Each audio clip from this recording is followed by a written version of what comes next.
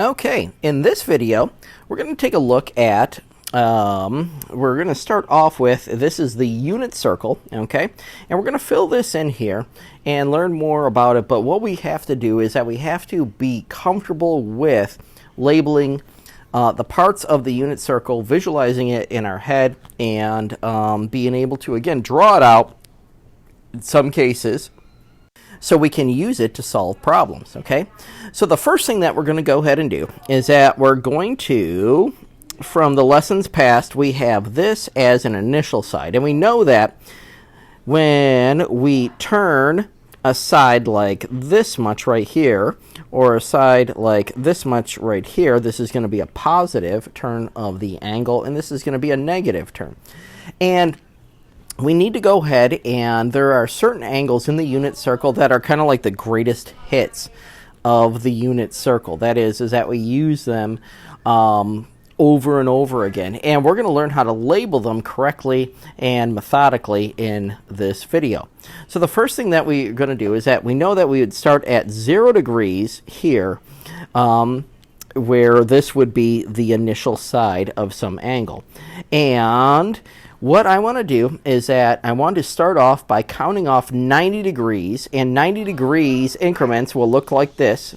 Okay, so those are all the 90-degree increments, and cutting the unit circle into 4 parts. Okay, so if you cut it into 4 parts, then each one of these from just geometries past there is going to go ahead and be a right angle and give us 90 degrees. So going from 0 on over to 90 degrees, and then this on over to 180, adding 90 each side, going in the positive direction. This is going to give us 270, and this will go on over to 360, and then we start on over again. Okay, so that's one of the first ways that we could label our 4 checkpoints here, which is going from 0 to 360 degrees. So let's look at the next, which are going to be the 45-degree checkpoints. Okay, so each one of these right here are going to be increments of 45 degrees. Okay, and that's going to be, as we're going to learn later on, a very important angular measure as we move forward. So that said, let's label these out. I'm going to start here again with 0 degrees, and I'm going to travel all the way here to 45, adding 45 each side, 90, we already have that. Oops, going on in this direction, adding 45 is going to give us 135. And going on over here is 180. Traveling around, adding 45 to 180 is going to give us 225. Adding 45 again is going to give us 270, which we already have. 45 once more is 315. And adding 45 over here is 360. Okay, so now we have all the 45-degree increments labeled, and we're going to move on to the 60-degree increments. I'm sorry, the 30-degree increments.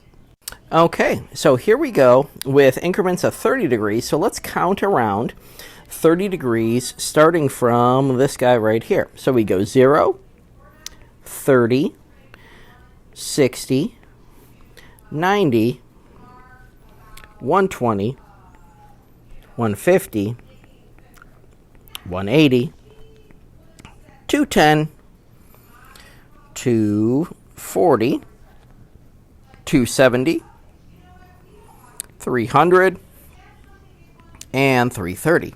Okay, so it looks like we have all the angular measures already labeled out for this unit circle.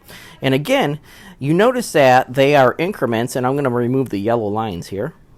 Okay, so there we are. And notice that something that I want to keep in the back of our mind here is that our hint, hint, nudge, nudge is that if we look at the bottom of the paper that's not shown right now, is that we have some 30, 60, 90 triangles and some 45, 45, 90 triangles. And notice that all the increments of these particular angles are of those special right triangles. So we're going to be using those in conjunction with what we've just done here in a later video. So that's how you label all the degrees of the unit circle, and in the next video we're going to tackle labeling the radians, and so I'll see you in that next video.